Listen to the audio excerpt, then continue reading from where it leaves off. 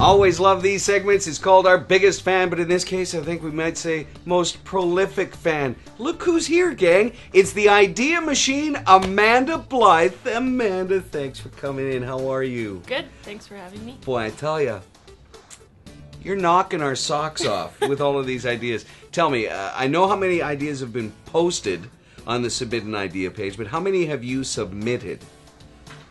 I believe I'm at about 11. Outstanding. You can almost count that $10,000 already, can't you?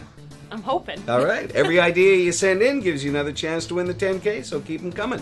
Let's find out about you. Let's find out about the idea process, because some of the ideas you're sending in are just fantastic. And as a patented inventor myself, I'm always intrigued by where these ideas come from. First off, tell us about Amanda Blyth. How old are you? Married? Kids? What's going on in your world? I'm 22. Mm-hmm. I have a boyfriend. Mm-hmm. I'm a graphic designer. I work at a sign shop currently. I'm buying a house. Yippee! I also just have another job that I took on. Mm-hmm. I do passion parties.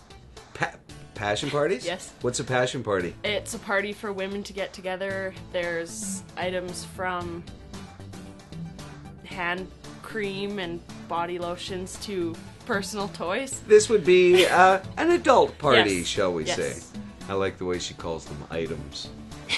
How long have you been doing that for? Actually, just signed probably a week and a half ago. Nice. Yeah. Good. Well, with your energy and enthusiasm and ideas, I'm sure you'll come up with a lot of creative ways to sell that product, and of course, all the other things too. Graphics designer? Could you get a little... Yeah. I'm the lead designer at a sign shop in town. Mm-hmm. I do all the graphic stuff for signs around town. Mm-hmm. For instance, like the panels on the side, I do a lot of the large-scale billboards Mm-hmm. and down to parking signs. Always been artsy-fartsy? Yes. Yeah? Yes. Yeah. What's your favorite thing to do with graphics design? I know a lot of people in that kind of industry, either it's like motion graphics or, you know, artistic renderings. What do you like? I'm more paper print, Mm-hmm. business cards, pamphlets. Right now I'm doing the sign business, but hopefully one day I'll get into the printing. And Amanda Blyth Printing Company. Mm-hmm. Outstanding. I know you're going to get there. it's just a matter of keeping your ears open. Mm-hmm. There's a lot of times during the day where you'll think, oh, well, I wish this did that, or, oh, well, you know, that's a good item, but if it did this, it'd be better. And so it's amazing how many ideas do come to me. Yeah. That's kind of why I have a running list. You got to be open to them. So what's the process? Idea, then do you spend some time fleshing it out in your mind, or do you write them down? What do you do with the ideas? Generally, I start with the idea, I write it down, and then I'll add on to it, and then I'll submit it. And even sometimes in submitting it, I keep adding to it. Right, yeah. On the concept, what is so appealing about the Race to $1 Million to you? 500 to $1 million is insane. Mm-hmm. So coming up with ideas in the beginning that'll get you to double your money, and then ideas in the middle that are big enough to, again, double your money is huge. I mean, a couple months in, that's... Yeah. Well, a getting tight. couple of teams are on path. TRU, for one. Alpha has got some more money that they need to submit to their bank account. When you consider that we have just started the fourth investment cycle, they're on track. 500 to 1,000, 1,000 to 2, 2,000 to 4,000, and then what happens in the next investment cycle? As you know, double it 11 times, you got $1 million. Yeah. By the way, that's what we call a stretch goal. Makes you really work hard at it. Do you think anybody can do it? Like, honestly, tell me, do you think they can? Honestly? Yeah. I think TRU can do it. You think TRU can do it? I personally know a few people on the team, and they've always been idea people and hardworking business people. So I'm kind of rooting for TRU right now. You're not the only one. A lot of people are kind of pulling for the underdog. I think part of that may be the fact that TRU is doing so much, and it's some of the other teams, you look at them and kind of go, what are you doing? And it may appear as if they're not doing anything because the results aren't there in the bank account yet, but believe me, there's a lot of work going on behind the scenes. And what better initiative to try harder and get up there and beat TRU? Well, you know, I mean, we're getting more and more views on our YouTube and Vimeo channels. We're being broadcast on Shaw TV in the Kamloops market now, perhaps a bigger market for that.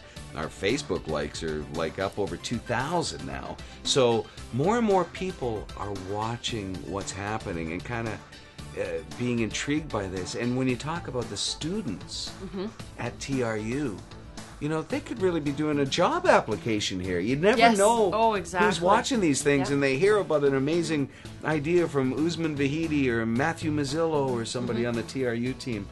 So, as we look at the Race to a Million, we know you like TRU. Here's the obvious question. What would you do in TRU's position now? Say you got $4,000 and you're looking to double it again. You can't use your own ideas, but if you were looking at it strategically, would it be stocks? Would it be, what would you kind of lean towards? That's a hard decision. Yeah. Stocks are kind of questionable.